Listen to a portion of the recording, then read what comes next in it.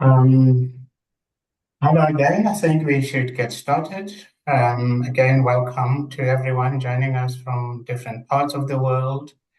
On behalf of Future Africa at the University of Pretoria and the University of Pretoria, University of Cape Town Research Chair, you're welcome to today's webinar titled A False Start, Actions for Reparations and the UN Resolution on Slavery. Thank you for taking the time to join us for what promises to be an important and timely conversation as we mark Africa Month. I'm going to introduce the speakers as they come on, and they will also share their knowledge with us. The procedure that we're going to follow is that the speaker will give some insights, and then we will have 10 minutes reflections on those insights before we proceed to the next speaker. So time is always our enemy, as we know. So let's try and be brief as we discuss and make points. So at this stage, I'm going to welcome our first speaker. Given that we have lost a bit of time, I will not say much, but Associate Professor Helen Collum is at the University of Cape Town, working in the Department of Political Studies, has done much work on questions of reparations and justice across the African continent. The particular area of Helen's specialty on this topic is on symbolic reparations, and that will be quite useful for us to have knowledge about that. So thank you very much, Helen. The floor is yours. We're looking forward to your insights. You're welcome, Helen. Thank you so much for your kind introduction, and thank you so much for inviting me to be part of this discussion. I'm very excited to sort of hear what the other speakers have to say, and it was actually very welcome to sort of think through some of the issues for this webinar. I think when I was asked to speak, it came at a moment where there were a few things that were making me reflect quite extensively on issues related to this. One of them was the banning of Alex Haley's book Roots in Tennessee, I think 2 weeks ago. I'm not sure if people are aware of that.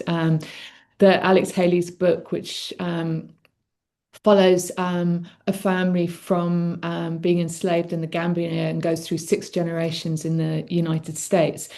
And it was a book which I think has huge importance in terms of fictionalizing or bringing home the story about enslaved people, but also how it has informed people's lives in subsequent generations. And the fact that this book was banned just a few weeks after this resolution, I thought was really struck me, as did a visit that I had as part of a course that I was teaching to the Iziku Museum on slavery in Cape Town.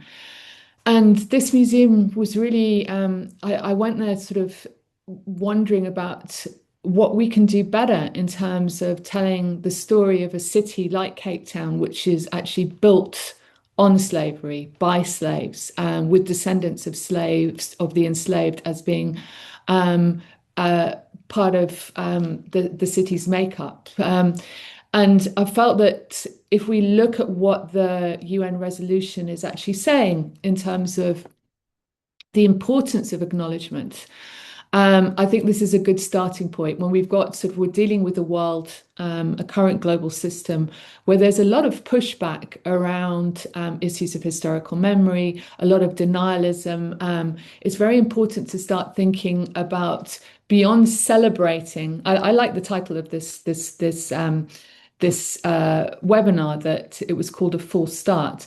And I think it gets us to think about sort of what does it mean in terms of celebrating something which is taken decades or centuries to realize, but also ensuring that it's actionable. So obviously, I've got sort of some very basic slides, but we as we all know, that's why we're here. The March 26th, we see the UN resolution.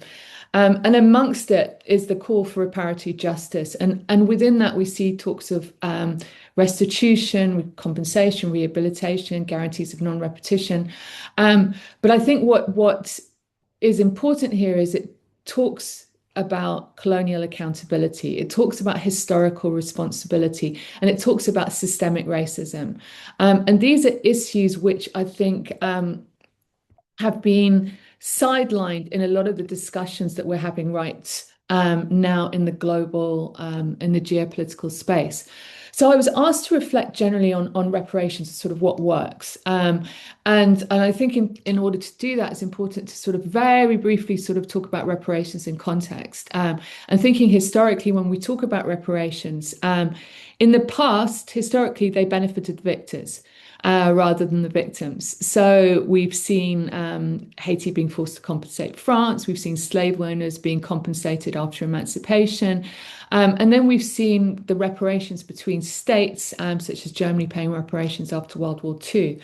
But the game changer, and I think this should always be our starting point, is the post-Holocaust reparations. And I think if we're going to talk about reparations and we're going to talk about symbolic reparations particularly, I think it's important to reflect on the amount of money that has been dispersed as a result of the Holocaust. The fact that it has constantly been revisited again and again in terms of what are the needs of survivors. And within that, the other side of the coin in terms of the material reparations that have happened as a result of the Holocaust is the fact that the symbolic has been center stage. There is no historical denialism or little historical denialism about the gravity of crimes that happened. There is little discussion about the fact that people are not entitled to reparations. And I think that's where we need to move this discussion. And it's very important in order to do so to start thinking about how we reverse the logic of previous discussions on reparations, that descendants of enslaved and colonized people can actually demand justice from former colonial powers, and how we can actually ensure that reparations can be tied to broader discussions around decolonization and historical recognition.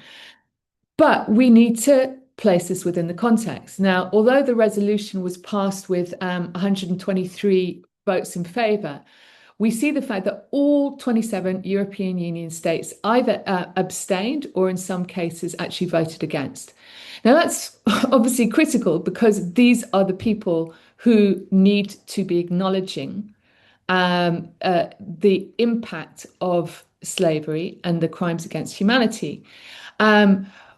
And we have a very interesting debate here with the US and the UK, both arguing that there is no legal right to reparations for historical wrongs that were not illegal at the time. We've seen that logic adopted by Germany in relationship to Namibia repeatedly about the genocide, which they had to reverse in recent years and come up with an actual public apology. So I think it's very important to start thinking about who has opposed this resolution, not just who supported, but who opposed it or who abstained, and how we ensure that historical memory is not erased by these abstentions or refusal to accept the resolution. We are dealing with the fact that the resolution is non-binding, it has no enforcement mechanisms, so we are reliant on political will here. So I want to start with that as a starting point, but also to think about the fact if we take, I actually looked up with the crimes against humanity uh, UN resolution of 1973. Who was opposing? Again, every European state, Western European state opposed it. Okay, United States, UK actually actively, opposed it. So again, we're dealing with a situation where now actually no one can deny that apartheid is a crime against humanity. That has become publicly understood, internationally accepted. So, how do we ensure, again, that the recognition that's necessary in this context to ensure that reparations are realized is actually part of the agenda? So, as part of this caution as well, I want to say if we look at colonial reparations that have happened to date, there are very few examples, and every single example that we have, they have been in a context where they have been enforced. Okay, they have never come from the goodwill of former colonial powers. They have come from a context where there is an attempt to put political pressure through activism or litigation. So we can take at least four examples from a variety of a context. So the UK was forced to compensate Mau Mau survivors in Kenya. They controlled that compensation, though. They determined how much, £3,500 per survivor. They also determined what the reach of those reparations should be. The Dutch were forced, again through litigation, to give reparations for colonial violence in Indonesia. Again, they determined the amount, €20,000. They determined who. It would be widows. It wouldn't be children. Okay. We've got the ongoing negotiations over the Herero and Nama genocide in Namibia, where the Namibian government make a deal with the Germans to recognize the genocide. But again, we see a paltry amount being awarded, given as development aid, not as reparations, but as development aids.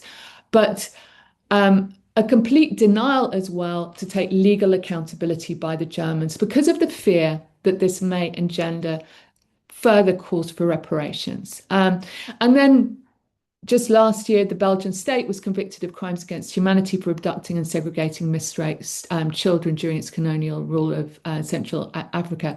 Again, they determine the amount of reparations, and again, its direct descendants.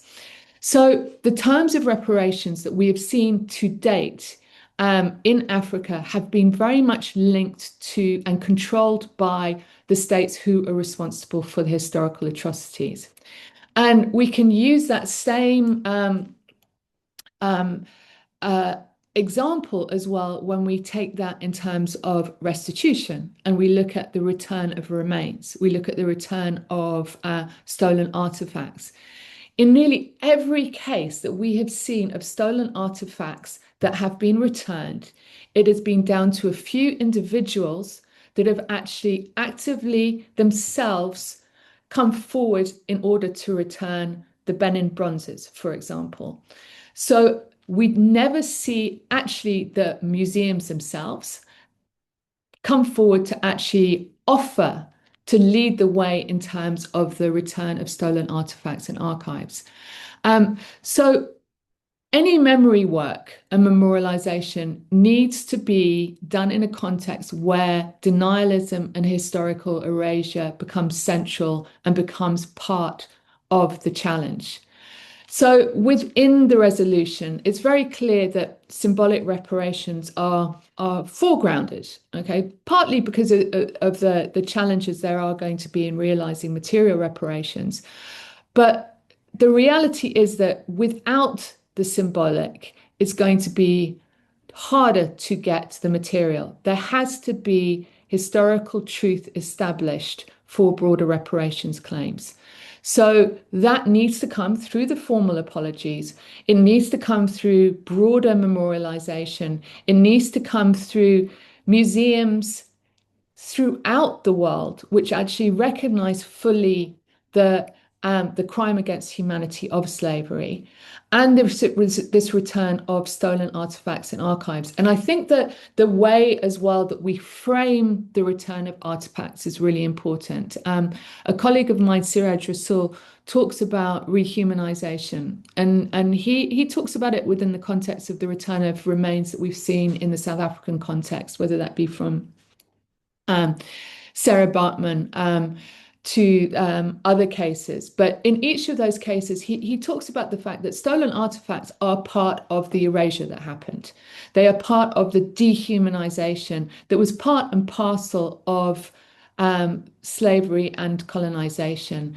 So, in order to actually really reverse the script, it's really important to establish that all of these artifacts, all of these archives are essential to rehumanize those people whose lives were lost, whose histories were erased. So the challenge of memory work is really to ensure that that debate becomes central to discussions of reparative justice. That actually, when we're talking about the Namibian genocide, one of the interesting factors for me is that we've had this discussion about material reparations, about the need for the return of land, the need for actually ensuring that the marginalization of the Herero and Nama is realized. But very cleverly, the issue of the return of skulls has been running parallel rather than central to this discussion. And I say very cleverly because it raises all sorts of questions about the continuity thesis from the Namibian genocide to the Holocaust.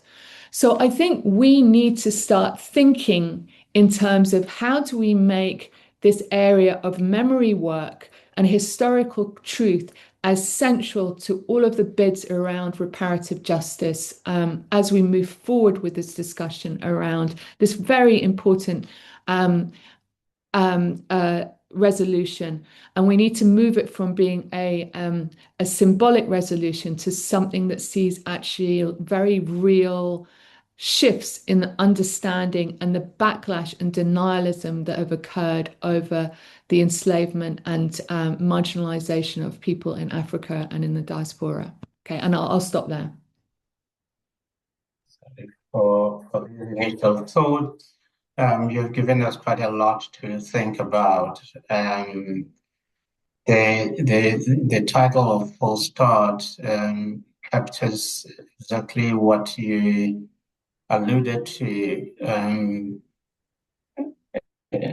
In some cases, people want to start from what the former colonizers themselves, want to do things and how they frame the questions.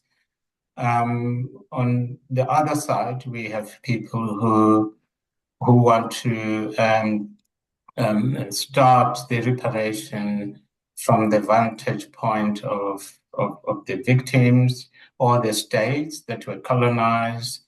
So this decade of reparations for the AU, for example, also involves the states themselves. The former colonies jumped into the bandwagon to say we want reparations, but they themselves are not doing reparations for what they've done. So it's a very complicated. I'll open this floor for a few questions before we proceed. Any question? I hope I'll be able to see the hands.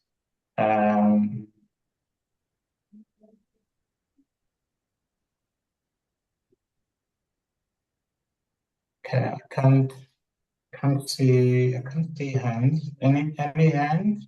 Anybody wants to ask a question?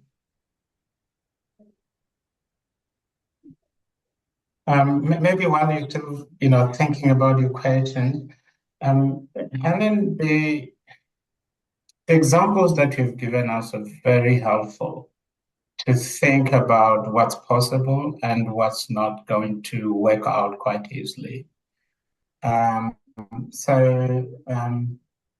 If we think of material reparations in this country, once we talk about the question of land,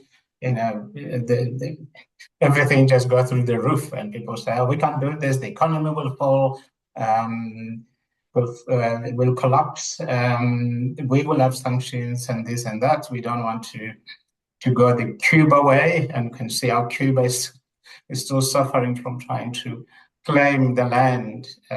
That's material reparations. I think I saw a question here. I just want to must be a question somewhere. Let me just say there is a question. I saw a hand. Okay, so it's anybody wants to ask a question, please just raise a hand. I'm sure we're used to these things now. There's a place where you can raise your hand. And you can raise your hand and unmute yourself. Okay. On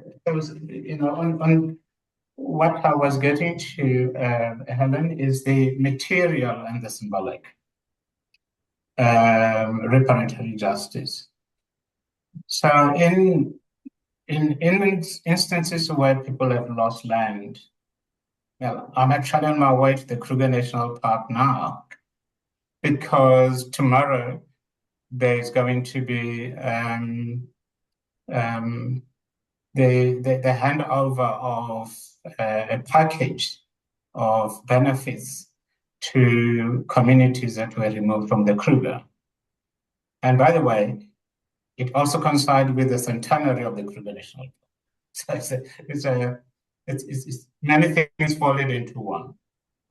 So material reparations and symbolic reparations. And some of these can go along the same, can be in parallel, as you pointed out, or they are being pursued in parallel. If we're to put our energy into reparations, where should we start? Do we start with the material and drift to the symbolic? Do we start with the symbolic, soften the blows and go to material? What would your thoughts be, Helen? I'm just trying to get us to think about the practical things we need to do. It's such a interesting question because on I think one of the things that I was trying to say there is that if we are to realize material, and I know there's been lots of sort of people thinking in different ways. You've seen CARICOM coming up with in 2013, they'd already come up with sort of a plan for reparations for the Caribbean region, and a lot of thoughts sort of, and it's included within the resolution as well, around issues of debt relief, for example, as being a starting point. I think one of the issues that I was trying to point to is that this discussion of reparations cannot go further until the people who are responsible for being enriched through slavery and colonization actually take responsibility. Okay. And as I said, until that there's absolutely no point in coming up with wonderful programs. I mean, we've seen it on a domestic level with numerous reparations programs. I mean, if you look at Kenya, they came up with an excellent reparations program post the TJRC. The problem is it's not implemented by the government. South Africa, there's still, I found it quite interesting. If you looked at Ramaphosa's statement on the declaration, he wrote a wonderful, well, I assume he wrote it, it's one of his speech writers, but he wrote a wonderful thing on citing Walter Rodney and sort of discussing about how slavery and colonization has impacted the continent. But at the same time, the South African government has failed to fully implement the reparations program that had been outlined by the Truth and Reconciliation Commission. So we have this sort of gap between what governments say and what governments do, both on the continent, but I'm talking sort of more broadly. So we need to actually ensure that the people who are responsible actually take accountability and create mechanisms. And as I said, that there is nothing that's happened to date, whether it be reparations for colonialism, symbolic or otherwise, that hasn't happened without it being forced. Okay. No one woke up in the United Kingdom or the United States and said, oh, I feel bad about this is a crime against humanity, let's give reparations. It doesn't work like that. So the moral imperative here is to remind and keep reminding those in the United States and in Europe. I mean, it's France, uh, the UK, and the Netherlands who benefited the most from slavery. So how do we continue to remind them about the wealth that was accumulated and the responsibility in order to take accountability for that? And as I said, that can only happen with constant reminders as to their responsibility in relationship to this, and using the argument that actually you can't be accountable for crimes that didn't exist at the time, which is, as I said, the US and the UK are currently using as their defense.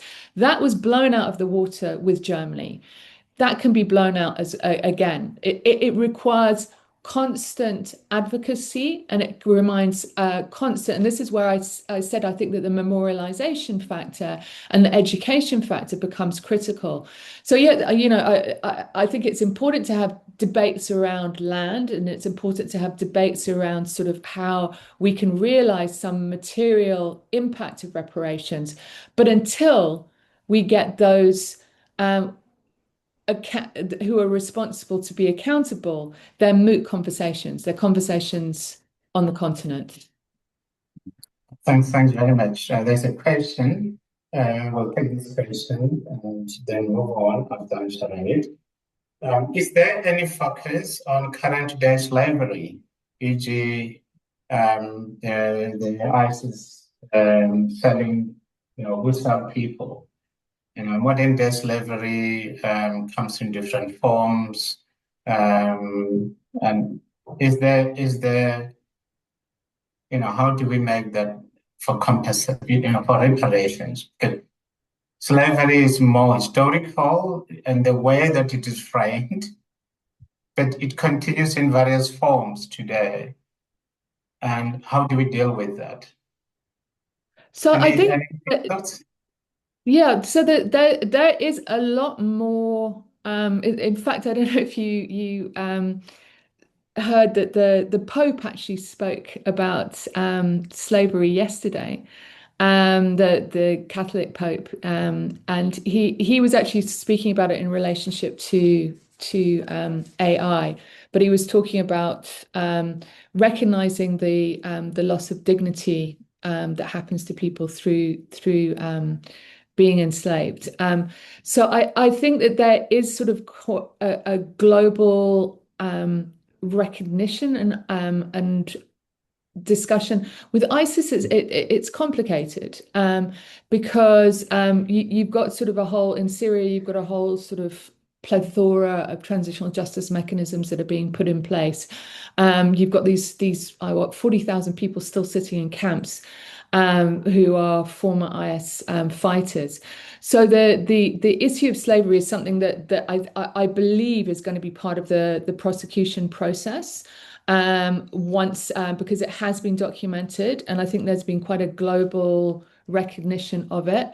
I think what is less recognized is the sort of because that's obviously very politicized given the context of Syria. I think that what's less recognized is sort of the everyday slavery we see in multiple parts of the world. We've got ongoing trafficking. So I think that again, a document like this, the importance is the extrapolating the relevance for today, but while not losing what this is trying to achieve, which is to recognize the role of historic injustice in ongoing injustice in Africa and the Caribbean and the United States. So I think that it's really important to sort of, keep the focus on what we can do to move this from just being a symbolic piece of paper into something that actually is actionable and has results that are tangible. No, thanks very much. In Kaya, do you have a question or this is the last question we're taking, and I'll ask Helen to be quite brief on this one so we can move forward. Thank you. Can you hear me? Yes, we can. Thank you. Wonderful. Thank you for the presentation. My question is that in essence, we are looking for strategies for justice. And could you please reflect on how and why the Jewish Holocaust was successful in securing reparations, in contrast to the denial of slavery, colonialism, and apartheid that is under discussion now? And also what lessons are available to Indigenous people and the African diaspora in learning from the Jewish example on how to secure justice? So it's a really excellent question. So I mean, if you look at the amount of money that has been dispersed as a result of the Holocaust, I mean we're talking billions. As I mentioned at the beginning of the presentation, it's something that no one questions that this was. And we're still seeing, I mean, I mentioned the issue of restitution.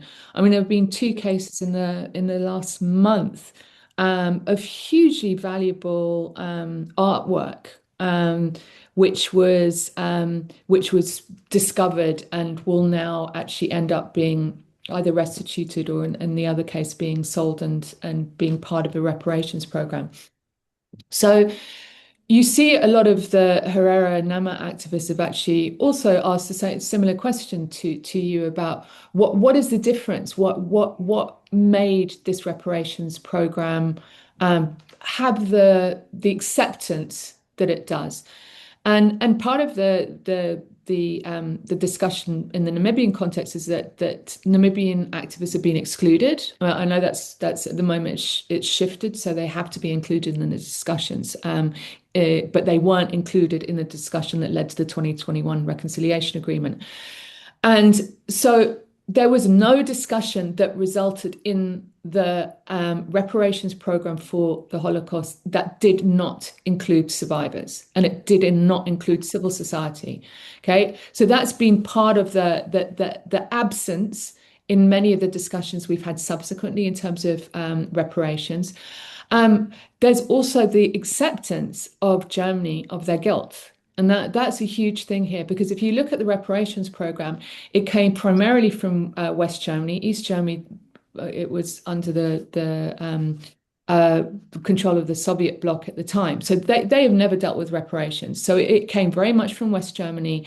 And it was predicated on the country accepting its perpetratorhood status and accepting its responsibility. And that, again, is why I've said that it's really important that this issue of acknowledgement becomes central to making this resolution practical, because you have to get the perpetrators to accept the responsibility. And as long as the United States and the UK are hiding behind this status saying that it did not exist, we cannot give reparations for something that was not illegal at the time, they're failing to accept responsibility. They're failing to accept themselves as perpetrators. So you might have the King of the UK saying, "Oh, I deeply regret," but you're not getting anyone taking legal responsibility. So the move really needs to be about how do you actually get, I mean, I know that one of the controversies was that about the resolution was that it said it's the most serious crime against humanity.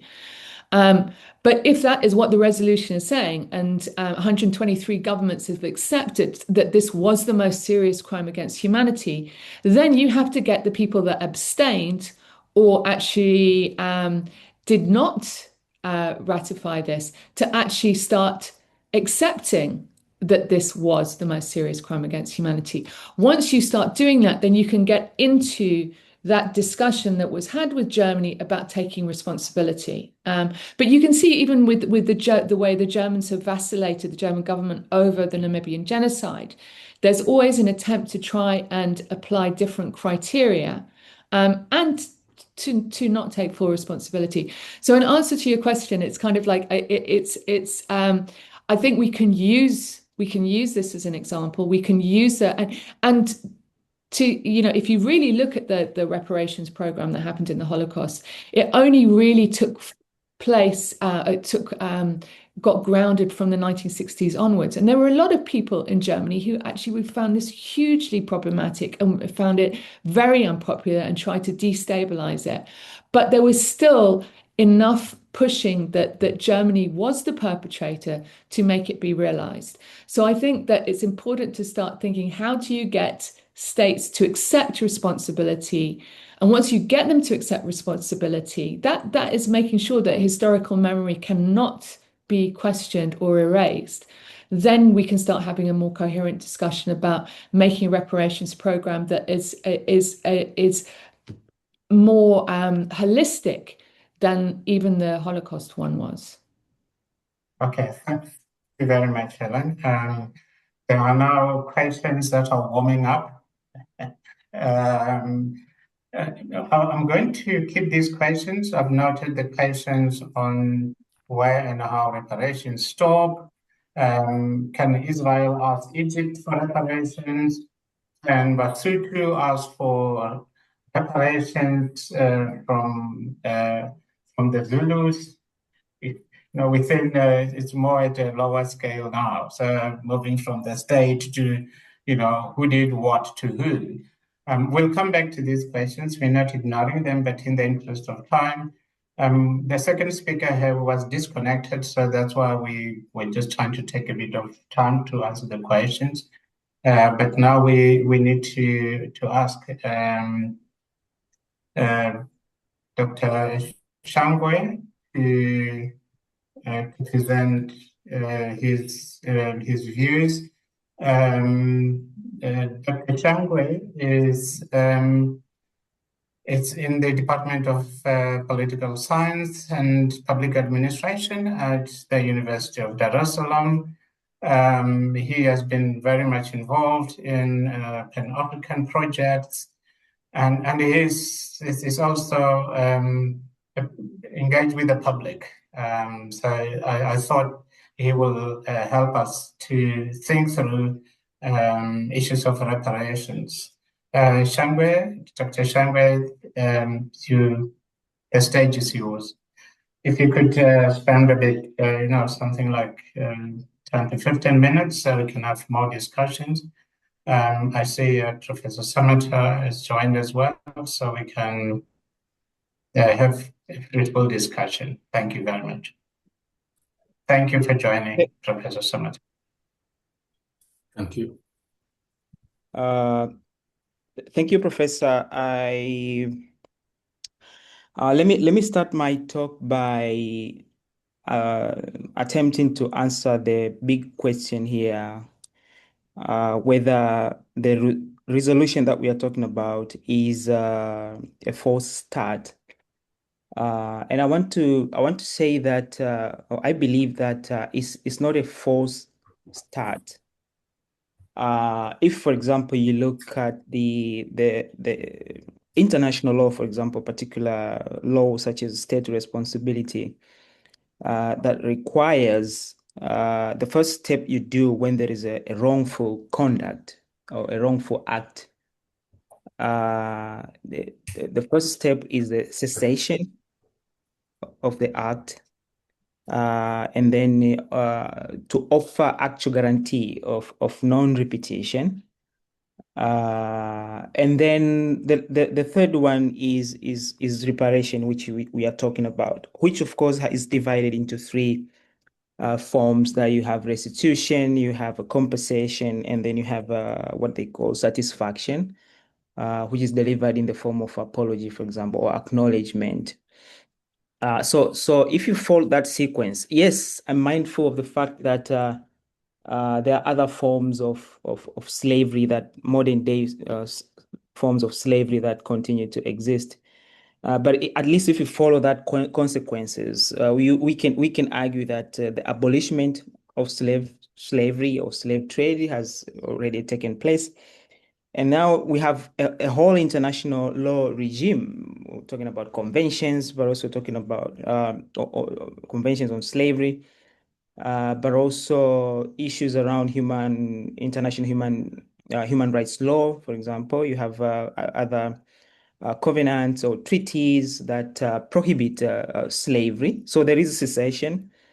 And probably this legal, this kind of legal, international legal regime sort of offers kind of guarantee of non-repetition.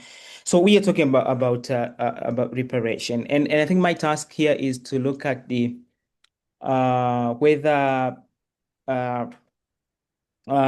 what does it mean, the resolution that we are talking about. And I want to start this by saying that what we saw, or the voting pattern in this particular resolution, I think is important to have a little bit of background and establish that this is not something new.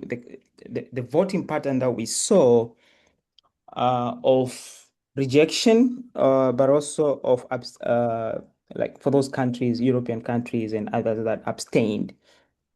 And this popular kind of majority support from countries in the global south is not entirely new if you look at how this reparation agenda has previously been presented at the UN, and the reaction to it, whether it's voting. Voting is just one way of expression, but you also have other ways of expression. So the language that is used, for example.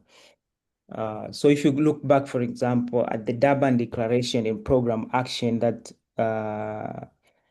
sort of like framed slavery and colonialism as crimes against humanity, and its strong reparation language and how it was resisted by Western states, for example. This was 2001.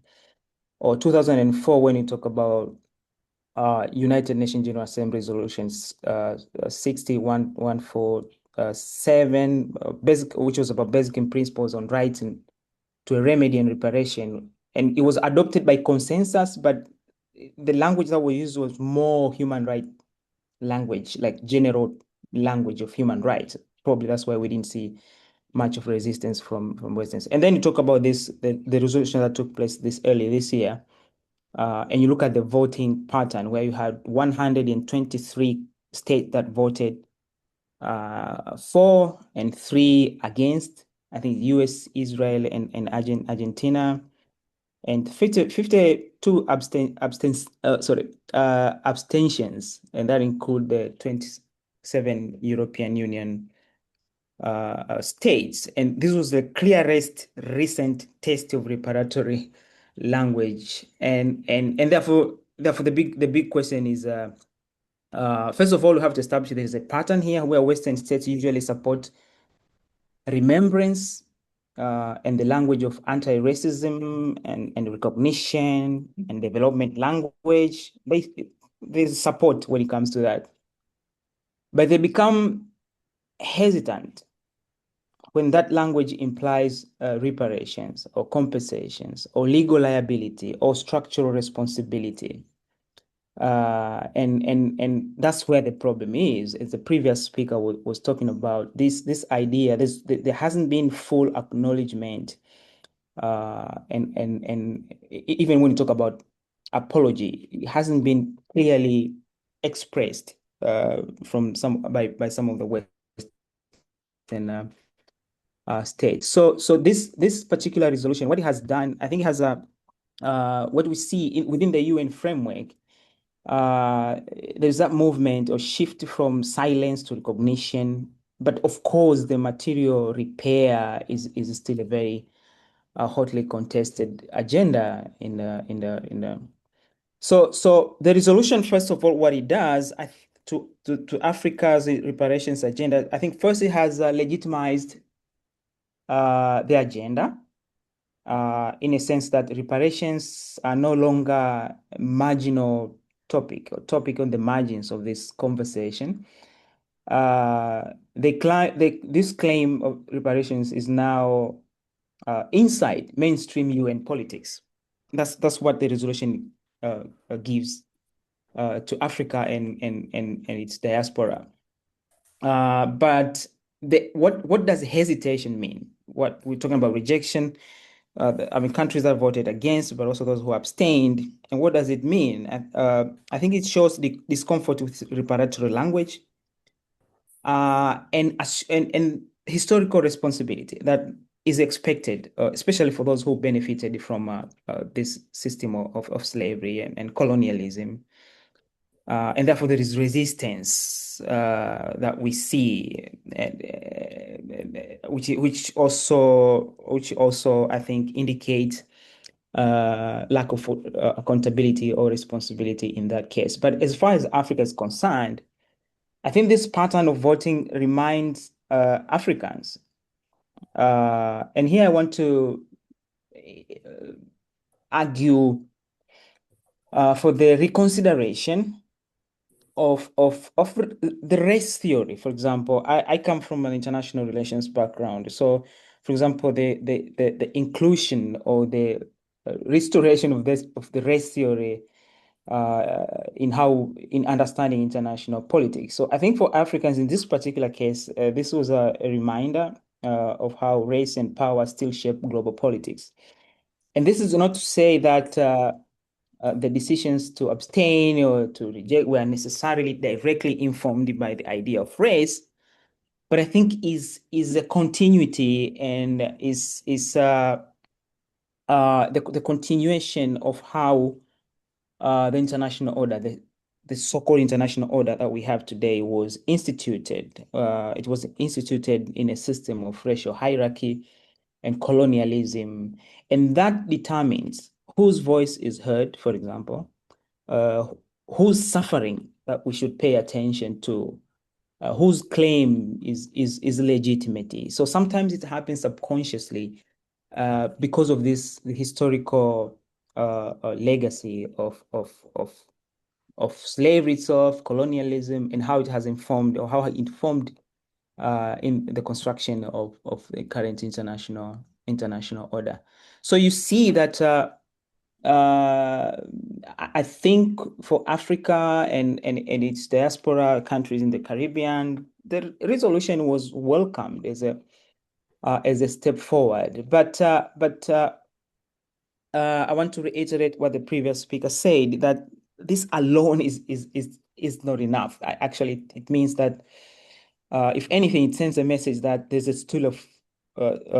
a lot of work that needs to be done in this regard, where you turn a moral appeal into concrete political and economic leverage or economic gain. And I think that's where the challenge is. And therefore, for me, as I said, my background, and because this is also an epistemological issue about how we teach, for example, how we understand, how we construct knowledge. So I wanted to bring in the Pan-African framework because it really combines all these past atrocities of racism, of slavery, of coloniality, but also it talks about transnationalism, or in the case of Africa, continentalism, which I think is ideal in the framing of the agenda, but also in the struggle for attainment of concrete goals in this particular struggle. So if you use the Pan-Africanism framework, for example, if you revisit Marcus Garvey, who didn't write anything about international relations, but his ideas have been interpreted in understanding international politics. And you talk about a racialized world order that remains visible, for example. You look at this pattern and it's clearly there, even if it's, you cannot unsee it. It's there. The empire and the legacy of the empire and the vote reminded Africans that international politics still carries the marks of the empire, and that race is embedded in who is heard, who is ignored, and whose suffering becomes universal, or whose history becomes universal, and whose history does not become regional or parochial in that sense. And that the pattern exposed the gap between moral recognition and political willingness. But also, Pan-Africanism offers the language to read this structure and really challenge it. And without transgressing into I think the third speaker is supposed to talk about this, but let me just mention that the challenge now really is how to turn this moral victory of legitimacy, which is still very problematic given the reaction by Western states, into concrete achievement and what Africa needs to do. I want to again reiterate or to echo what the previous speaker said, Professor Ellen, that this is not going to be delivered on a silver platter. It's something that has to be forced, has to be demanded. And in the case of Africa, we have certain leverage that I think needs to be used to force the recognition and the acknowledgement and eventually the reparation. And therefore, in that sense, I want to talk about leverage. For example, how can we know Africa has so you talk about, people usually tend to talk about Africa's natural resources, for example. But also increasingly people talk about the market size of Africa and its demographic dividends, for example, youngest population in the world, and the entire supply chain position strategically. And you use that strategically in advancing this reparation agenda. Not saying to weaponize this leverage, but also I think it's a fact that countries have used their leverage strategically, whether it's economic leverage, whether it's political. And Africa has political leverage as well, the political weight, especially when it comes to voting in multilateral institutions. This is 54 countries, that's 54 votes. And if you add the Caribbean, for example, the countries in the Caribbean, that's even a bigger political leverage. And therefore, how you use that to push this agenda, I think that becomes crucial. But also you need coalitions to build a coalition, the framework South-South alliances, for example, and epistemologically to frame the narrative, to have our own narrative. And here, this is where I argue that we need to recenter Pan-African history and challenge the Euro-American centric assumptions, for example, when it comes to international politics. Because as I said, that determines whose suffering is heard, whose voice is heard, whose claims are seen as legitimate, and whose claims are not seen as legitimate. But to do that, I think Africa, any sort of, you have to have credibility, right? So you have to internally, you also have to show responsibility by strengthening dignity, rights, and governance at home. The previous speaker was talking about the South Africa and how much is it, heading this or advancing this agenda of reparation internationally, but how it has failed, for example, to oversee the reparation as it was agreed in the Truth and Reconciliation or something like that. So there is internal responsibilities for our claim to be legitimacy and to be credible. You also have to demonstrate internal legitimacy. How do you treat your people? How do you the human dignity of your people and rights of the people and the governance question. So I want to conclude by saying that the resolution matters not because it closes history, but rather because it reopens responsibility, and that the vote gives Africa legitimacy, but Africa must still turn legitimacy into leverage, strategy, and reparatory power. And therefore, reparation are not closed by moral recognition alone. They require organized political pressure, Pan-African solidarity, and responsible governance. I would like to end here. Thank you for your attention. Back to you, Prof. Well, thank you very much, Shangwe, for these thoughts. There were a number of questions, and I want to pull them together. So we're looking, if you could just reflect on them, and now that you've mentioned Pan-Africanism, so what seems to be the questions that are being asked in the chart seem to be inward-looking, focusing on who wronged who within Africa, within neighboring countries, and in terms of the Pan-African view. Do you think that will derail the reparation project. We start claiming from our own, so to speak. And so yeah, I just want to check with you on that, whether these questions will not give the former colonizers the chances to exploit what they've done in the past, just divide people and let them fight among themselves. Your quick thoughts on that, so that we can move on. Yeah, I think what is going on with say like attack on one another, or like xenophobia in South Africa, but there's a lot of internal problems, and I think that's where when I was talking about internal sort of responsibility to make our claim credible. So I think in a way it weakens our, and there's a lot of evidence. If you look at the popular language that is used out there, that argument comes out, especially among the young people who now we expect to play a very important role, for example, in advancing this agenda. There's a kind of I don't know whether it's fatigue, but even the Pan-African language is now becoming less and less popular, and people don't really use this kind of framework as they try to understand what is going on internally and externally.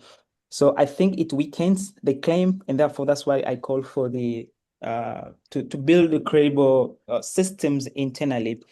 But that does not lessen the claim on reparation, but it rather makes it more credible by establishing those credible institutions that really can solve a lot of internal problems, and before you start claiming reparation from outside. Well, thank you very much, Dr. Shangri, for sharing these thoughts. Listening to Helen and yourself, I just thought, maybe this needed a half a day discussion, but it's a start. It's not a full start, as you said. Now we move on to Professor Abdi Samatai,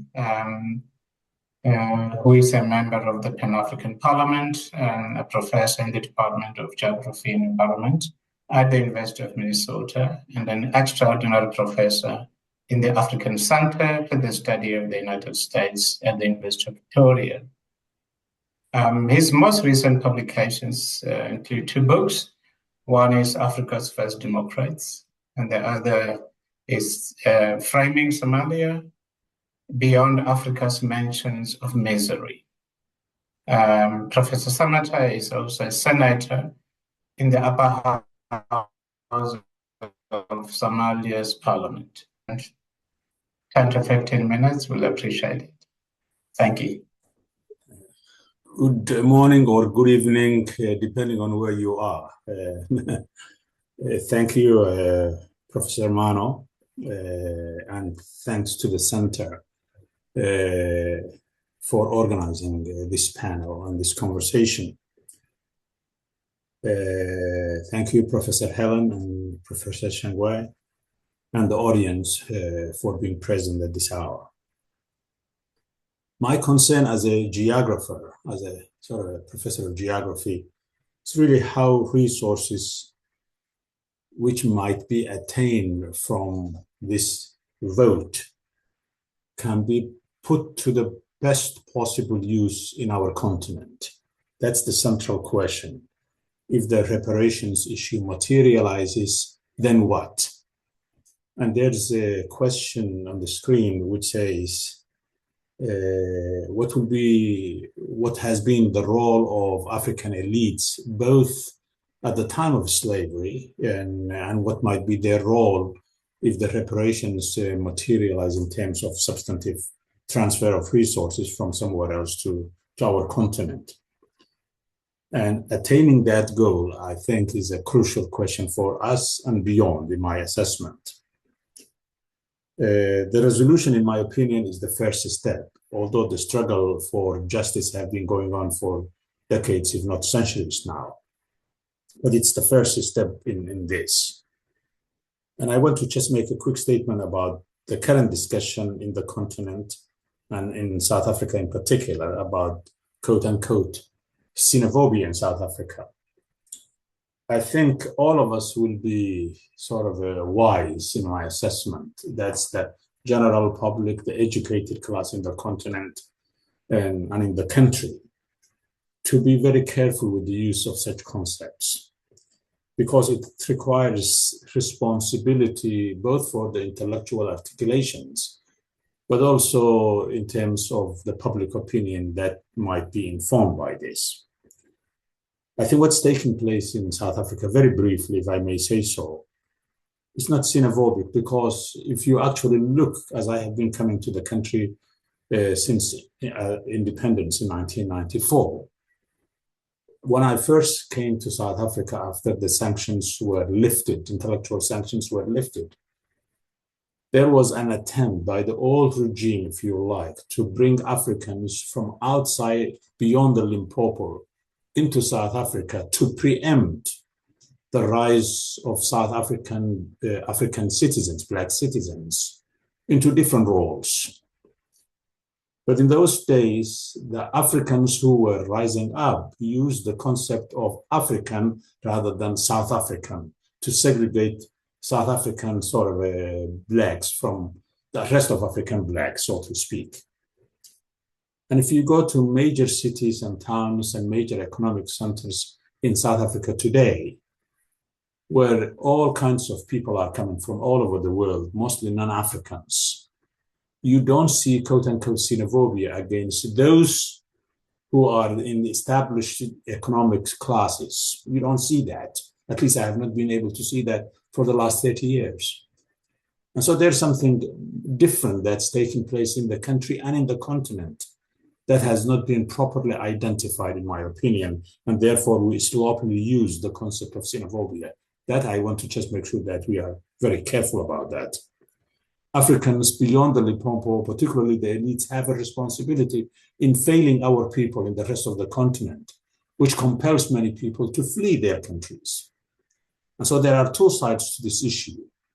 The inability of the regime, particularly in the last 15, 16 years in South Africa, not being able to create the kind of jobs and infrastructure necessary to uplift our people from the dungeons and the legacy of apartheid.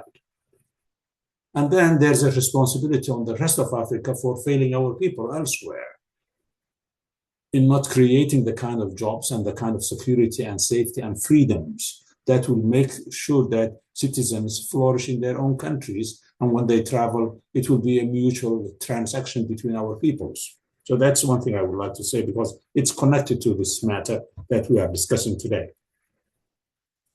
So I would like, as a geographer and somebody who's interested in the political economy of development, to ask a few questions and try to maybe make some sense of them. So let's assume, for the sake of argument, that the vote was unanimous and the world came to its senses, particularly Europe and North America came to their senses and said that justice must prevail here, and therefore resources were made available. How would Africans use those resources to make up for the indignities of the last several hundred years?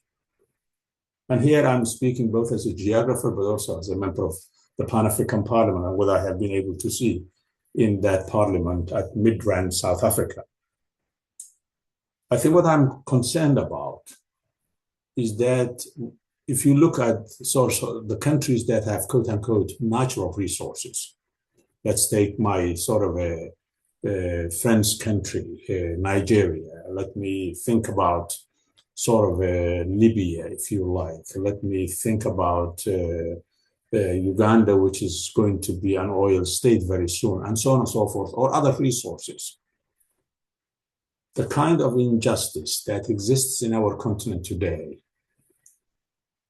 has not been addressed by the elites of Africa, who are the dominant political economic class. And what you see in much of our continent is a great deal of inequality that's so deep So for instance, in West Africa, collectively, as Oxfam told us, 1%, the top 1% of the population in terms of income control nearly 90% of the resources, not of the country, but of the region, West Africa. And so if the manna heavens opens up today and we are able to get reparations, then the question is, how are we going to use that? Are we prepared to create a kind of a just economy which uplifts all of our people from Cape Town to Tripoli, from Mogadishu to Dakar? Are we able to do that? And my sense is that the kind of injustice that today exists in our continent will not be able to enable us to take advantage of this, even if Mother Nature was so generous as to compel the former colonial powers to be able to deliver on justice. That's question number one I would like us to think about. And what I see here is that the level of corruption, the level of inequality, the level of injustice, the absence of a sort of a just democratic systems that keep the elites accountable are all absent, if you like, for those resources that happen to be made available to the continent to be used and productively used in ways that are different from whatever resources that we have currently. So I'm concerned that our continent, and each country, there are some differences, of course, are not sort of ready or prepared to be able to use those resources. So I think there's two agendas that we should have in mind. One is the agenda of reparations, number one, where sort of the injustice and the inhumanity and the hell economic political systems that were imposed on our people for centuries are made to bear the responsibility for that. So that's the first question. Then the second question, parallel to that, is, are our systems today in the continent ready to reconfigure our political economic systems so that there is a second, third wave of liberation for our people? One of the concerns I have here is that I don't think our continent is ready, particularly at the level of leadership. Talk about Pan-Africanism. I'm in the Pan-African Parliament. And in that parliament, we sit in cliques. So there's the Francophone Africa, there's Lusophone Africa, there's Arabphone Africa, there's Anglophone Africa. And because the legacy of those old systems remain with all of us, and even current generations who are in political authority, such as in the Pan-African Parliament, have not been able to break away from that. So yes, we can use the sort of moral condemnation of injustice and inhumanity of the past, but we must reconfigure our systems today, both at the level of the Pan-African Parliament and the AU, and more broadly in each and every country, so that if this manna heavens comes, then there will be systems in place that will advance the well-being and the rights of our people in the continent. That I don't think is in place at this point. And so while we make the condemnations and the claims of the past injustice, I think more work needs to be done here simultaneously, not instead of, but simultaneously, so that other people who have, other countries who have voted for us in the Global South primarily, will be able to see that we really are serious as Africans about this. And I don't think we have done that yet. Final thing I would like to say is the following. There's a question on the screen which says, what were the responsibility of the African elites? And I think that's a very critical question to say. And if there is sort of a reparations for Africa, what about the sort of reparations for people of African descent in the United States, in Brazil, in the Caribbean, and what have you? And the discussions about reparations in the United States, certainly for the last 30 years, and it hasn't gone very far, unfortunately, but within the Black community, with the African American community, of which I am part of to some degree, has been how would we use if the American government and the American population who have benefited from the labor of Black people for centuries was made available. And the squabble in there in terms of ideas is really an alarming sort of alert for the rest of us in the continent to be mindful of this. So I think the fundamental question for me is there needs to be economic justice in our continent today. And the elites have to come to terms with that before we can sort of have the infrastructure that will be ready to go if sort of this sort of a justice is done at the global level in terms of reparations. And the final concern I have is this. If you look at South Africa, if you look at Kenya, if you look at Egypt, if you look at Nigeria, if you look at Tanzania, one of the things I have been able to notice from the literature and from some of the work of my former students is that in almost all of these major countries, from Kinshasa to Dar es Salaam, from Nairobi to Cairo, from sort of Abuja, from Lagos to sort of Mogadishu, and so on and so forth, the elites are sort of ensconced, if you like, in islands of resources where other Africans can only come to these cities as laborers, maids, and servants, almost replicating what used to be urban apartheid South Africa before liberation.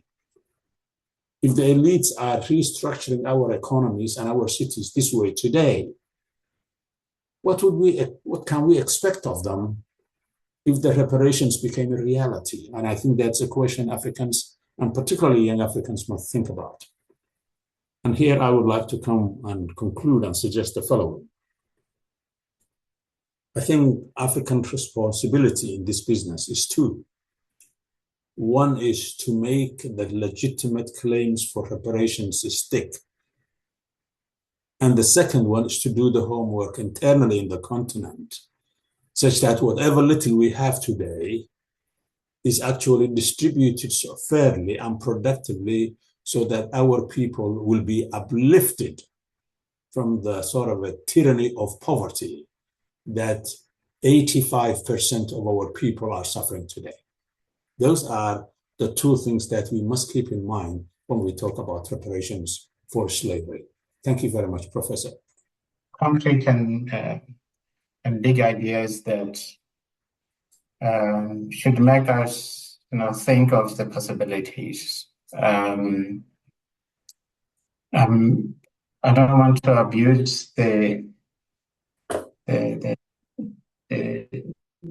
my position as chair, but would like to get the questions. Julia Sarin's question on the elites has been answered. And yeah, I just want to see if there are other questions. Perhaps while you're still, thinking about the questions and posting them, the two things that Professor Samatta suggested are really important. And the first one on what the agenda for reparation is, at the Pan-African level, will be an important one. So if we go back to the earlier discussion about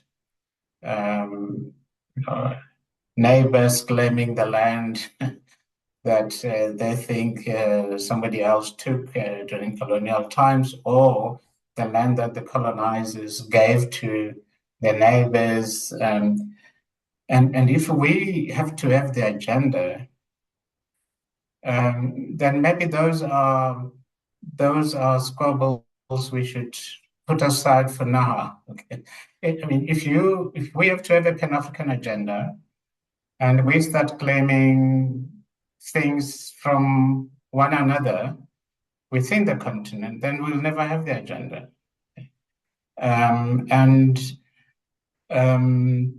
The former colonizers will say, well, the tribes are alive and they are fighting among themselves, So divide and rule is being animated by this, and that will just be an excuse for them not to do anything. There was until people have got one voice, then maybe we can listen to them. So maybe that's an approach we should take, is the level at which we address these things. The questions of reparations matters. And if we have the UN resolution, as Dr. Shangwe said, this gives us the leverage. So we need to start from there. But starting from there would also mean that the agenda should be at a higher level. Okay? It might have ripple effect at the lower levels, but if we start from the bottom, we are most likely to lose out. So that's my reflection on the agenda. But the question of the systems, whether the systems themselves are ready, that's a critical one. What is the system that we need in order for reparations to be meaningful, materially, to Africans on the continent and in the diaspora? I think that's a big question. We can only have a bite at it now, in 9 minutes, and think through this. So what would be? We can start with the agenda. Any of the two questions. Anybody in the audience who want to try and answer these questions, you're welcome to do so. I think there's something that has been posted. I'll just read it. Yeah. It's okay. It's reparation, not a never-ending cycle, and also backward-looking all the time. If we found out in 2030 that the way the ANC applied BEE was illegal, or if we found out that solar power is bad for the environment, must we then ask current scientists and current politicians for reparations? Okay, I'll stop there.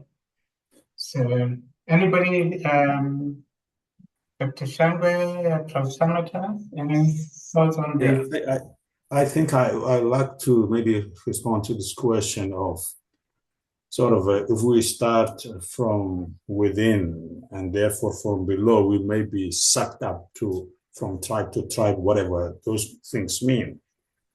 I think Africans are smart enough to be able to do two things at the same time. We can sort of do that because the two are so intricately connected. If we are very serious about taking this matter so consciously and to do things for our people and for our people to do things for themselves. So the two injustice, there are injustice in the continent, and there has been injustice that has been imposed on the continent for a very, very long time, centuries we are talking about. And so I think the moral fortitude of the African people, in my assessment, is such that we can do both of them. That's clean our house while we are making the claims on others. So for instance, when you are building these systems in Lagos, when you are building these systems in Nairobi and in Dar es Salaam and in Dakar and in Mogadishu and in Cairo, this is something that's in our hands. It's not by somebody else. And I think it will simply mobilize our people for the big project, which is about reparations and what will become of that, both in terms of moral issues, but also material issues. So I don't think we have to make a choice between dealing with the local injustice that are prevalent today and the injustice that has been with us transcontinentally. I think that's the response I would like to make. We can do both things at the same time. Okay, thank you very much for that. Dr. Shambe, any thoughts? Yes, I would like to respond to the question because I get a sense that this question that always comes up, like, for example, people would say, why should the present generation pay for crimes committed by, centuries ago. And I think in a way this it's almost like suggesting like who is guilty and who is not. And I think that's not the point. The point here is how, for example, it's not about individual guilty, but it's about historical structures and the history of wealth accumulation and the institutional advantages that slavery, for example, created. And we know that people or states inherit wealth, they inherit privilege, they also inherit poverty and underdevelopment from their historical interactions with other states. So it's and we are not saying everything else should stop when we are making this claim. Of course, that's where the issue of responsibility, internal responsibility, comes into play. And reparations here, I mentioned three forms of reparation, like compensation, restitution, or apology, just acknowledgement. And I think that's vital, because there has to be a recognition first, or an acknowledgement first, before you make any other attempt to redress these historical injustices. So even when we talk about, for example, people say like, oh, do we give you cash? No, I don't think that's the point. For example, like, how do we factor in reparation in how we negotiate dates, for example, only how we negotiate treaties, investment treaties? At what point do we factor in reparation in a way that is more advantageous to us? But that also calls for internal responsibility, because you might have all these arrangements, and the money or whatever comes in a form of reparation, material reparation, goes into the pockets of the elites, and so it's also a question of responsibility internally, much as it is a question of responsibility externally. If I may just add one or two things. Yes. One is, I studied all my degrees in the United States, and I remember listening to the African-American debate about the source of Black poverty. And Professor Shangawi just mentioned something that I think is quite appropriate. There was an old book which we read as graduate students, which was called The Source of Black Poverty, which looks at how land and labor were the biggest source of wealth in those days, and how the marginalization, particularly post-slavery, marginalized African Americans into ghettos and whatnot. So I think there is literature on that our students can read about this kind of how current generations of former enslavers significantly benefit today from the legacy of that system. So that's a very important thing. And then there's another book, since we are in the academy, that I would like to mention, written by another American, called Slavery by Another Name.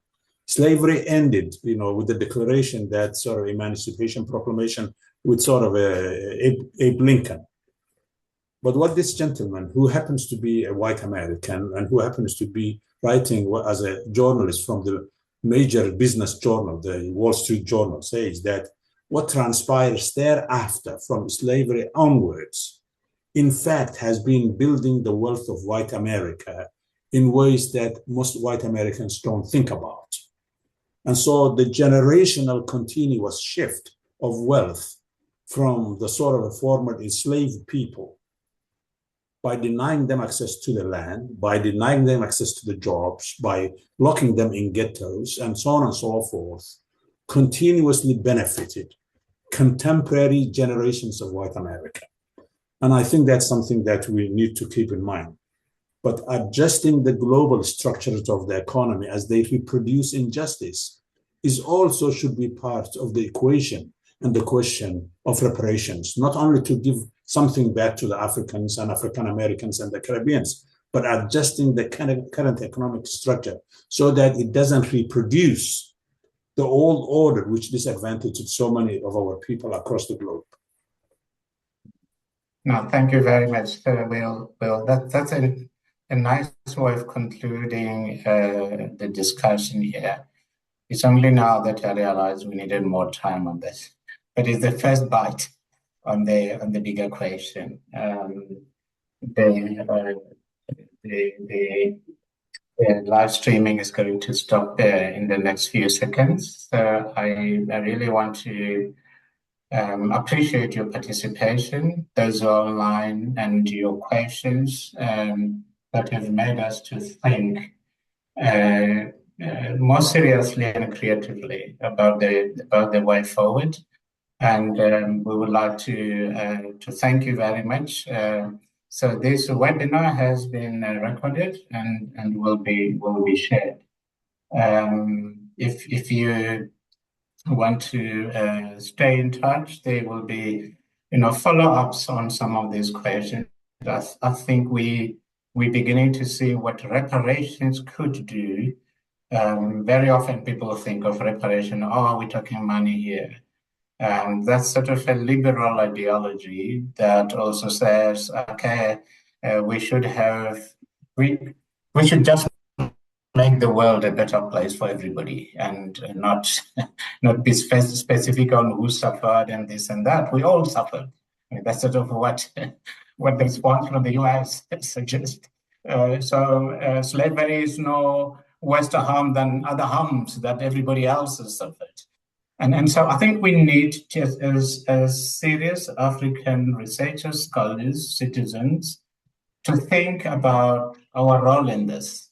The African Union has given us a decade to really think through this, but the decade is going to be very short if we do nothing every day in terms of our thinking, in terms of our engagement.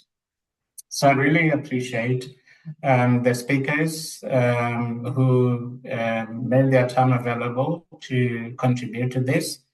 And Helen needed to leave a bit earlier, but we really thank you for the opportunity to engage with the audience.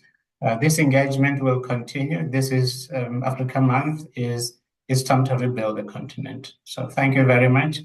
I wish you a good day and for some a good morning or good evening wherever you are. But thank you very much. We'll close our discussions here. Thank you very much.